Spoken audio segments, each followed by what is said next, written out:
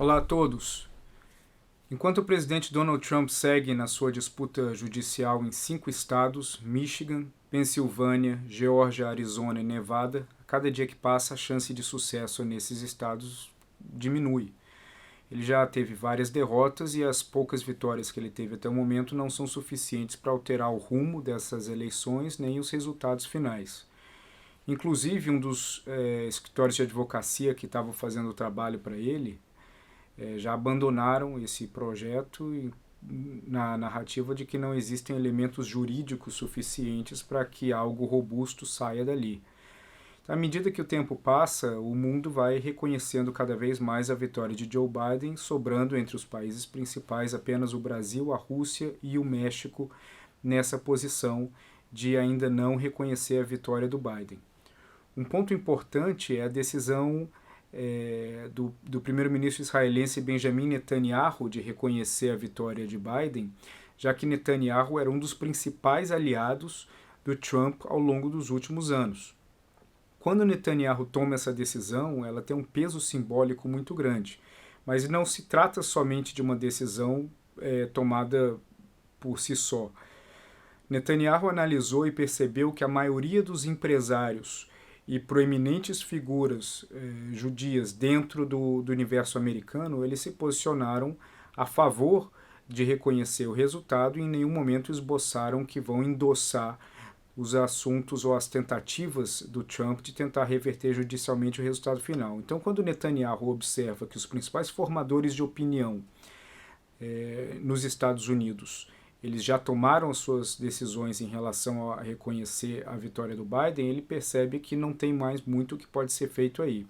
Além disso, Biden e Netanyahu já se conhecem de muito tempo e existe ali uma situação e uma relação, não diria de amizade, mas de simpatia entre os dois. Então, quando Netanyahu toma essa decisão, ele já está colocando e preparando o ambiente para trabalhar com Biden ao longo de 2021. À medida que o tempo passa, a importância do Trump nessa história vai diminuindo drasticamente e o mundo já está se preparando para como vai ser a nova política externa e a nova liderança americana em 2021. Esse é um ponto muito importante que já está começando a gerar efeitos em como que essa nova posição global dos Estados Unidos vai funcionar. Também é importante lembrar que, por mais que a questão externa seja muito importante para Biden, talvez uma das mais importantes nos últimos anos para um presidente que está chegando no governo, ele tem desafios domésticos muito importantes antes de avançar nessa agenda. O Covid é uma herança que ele vai receber muito pior do que esperava. Essa segunda onda que está surgindo nos Estados Unidos, com possivelmente um pico por volta de janeiro e fevereiro, é algo que vai colocar muita pressão no novo governo Biden logo no início do seu mandato. E, além disso, a polarização que nós vemos nos Estados Unidos, que acaba entrando também no âmbito do Covid, é algo que ele vai precisar tratar porque vai ser muito difícil para ele governar com um país cada vez mais polarizado do jeito que está. E o terceiro elemento doméstico que é de alta importância para ele é o aspecto da economia, que ele precisa também gerar todo um ambiente de recuperação econômica para que todos os outros fatores, tanto da polarização quanto do Covid, possam ser tratados de uma forma mais robusta. Agora, existe um ponto muito importante. Com o Senado possivelmente inclinando para o lado republicano, esse é um ponto que vai dificultar um pouco o governo do Biden. Então, para isso, ele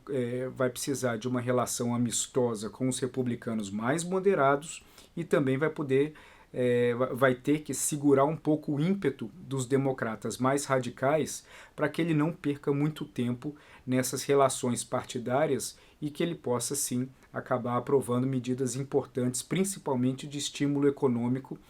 que será absolutamente necessário para essa retomada econômica que ele planeja. No campo externo, os primeiros 6 meses provavelmente vão girar ao redor da formação ou fortalecimento das alianças históricas americanas, do fortalecimento dos fóruns multilaterais e do reingresso a alguns acordos, como o Acordo de Paris, que tem um impacto muito grande numa das narrativas centrais de Biden, que é em relação a mudança climática e a transição energética, mas também a China não deixa de ser um ponto crítico na política externa do Biden, talvez até mais do que todas as outras. Tanto que as alianças que ele deve fortalecer e as novas alianças que ele deve tentar gerar terão como foco principal a contenção em relação à China. Então esse deve ser um tema muito interessante, forte, que vai ocupar grande parte da agenda, não só nos primeiros 6 meses, mas até o fim da sua administração. Para isso, o Biden ele vai precisar equilibrar a atenção doméstica, num ambiente turbulento, complicado, que em poucas ocasiões nós vimos presidentes americanos herdando um ambiente assim, e no campo externo, pela primeira vez desde o fim da Guerra Fria, existe muito claramente um oponente para os Estados Unidos, e esse é a China, e é um oponente que também, assim como era na Guerra Fria, se disputa em vários campos do mundo, na América Latina, na África, na Europa, na Ásia, mas também nos organismos multilaterais, e isso vai ser um ponto central da estratégia do Biden para os próximos meses e também para os próximos anos. Obrigado a todos e nos vemos na semana que vem.